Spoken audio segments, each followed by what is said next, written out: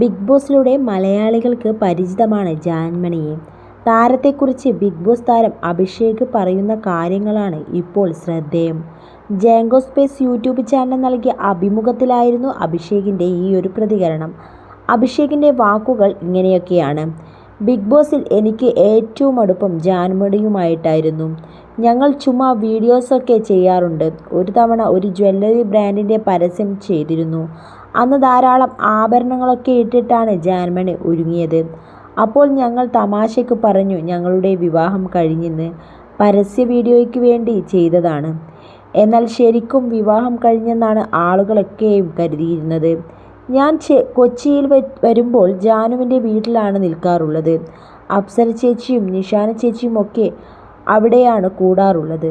ഞങ്ങൾ ഒരുമിച്ച് വീഡിയോ ഇട്ടപ്പോൾ ഞാൻ ജാനുവിൻ്റെ കൂടെയാണ് കഴിയുന്നതെന്ന് ആളുകൾ കരുതി. ലിവ് ഇൻ ടുഗദർ ആണെന്ന് ആളുകൾ അങ്ങ് ധരിച്ചു. അതേസമയം ഞാൻ ഫാഷൻ ഫീൽഡാണ്. അതുകൊണ്ട് ഞങ്ങൾക്ക് വരുന്ന ഇവൻ്റൊക്കെ കോമൺ ആണ്. അതുകൊണ്ട് ഞങ്ങൾ ഒരുമിച്ച് യാത്ര ചെയ്യാറൊക്കെ ഉണ്ട്. ഇതോടെ ആളുകൾ കരുതുന്നത് ഒരുമിച്ച് ജീവിക്കുന്നു, യാത്ര പോകുന്നു, അപ്പോൾ ശരിക്കും കല്യാണം കഴിഞ്ഞു എന്നാണ്. ഞങ്ങളുടെ ആ പരസ്യ വീഡിയോ ഇതുവരെ പുറത്തു വന്നിട്ടില്ല. ഞങ്ങൾ വിവാഹിതരായെന്ന തരത്തിൽ ഫോട്ടോ വെച്ച് വാർത്തകളൊക്കെ വന്നു. എൻ്റെ സഹോദരിക്കും അമ്മൂമ്മയ്ക്കുമൊപ്പം ഫോട്ടോ അയച്ചു കൊടുത്തു. ആരും ആശംസയൊന്നും അറിയിച്ചില്ല. പക്ഷേ മോനെ, നിനക്ക് എന്തിൻ്റെ കേടെന്നൊക്കെയാണ് ചിലർ ചോദിക്കുന്നത്.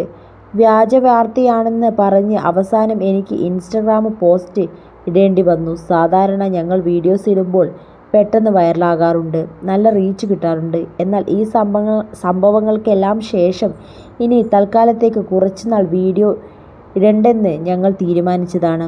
വെറുതെ ഇഷ്യൂസ് ഉണ്ടാക്കണ്ട എന്ന് കരുതി. ജാൻമണി വളരെ പാവമാണ്. പക്ഷേ ദേഷ്യം വന്നാൽ നമ്മൾ ഷോയിൽ കണ്ടതാണല്ലോ. ബേസിക്കലി കുട്ടികളെപ്പോലെയാണ്. ദേഷ്യം വന്നാലും തമാശ കാണിച്ചാലും ഒക്കെ എക്സ്ട്രീമാണ്. ജാൻമണിയുടെ ഭാഷയെ പരിഹസിക്കേണ്ട കാര്യമില്ല. അവർ ഒഡീഷയിൽ നിന്നാണ് വരുന്നത്.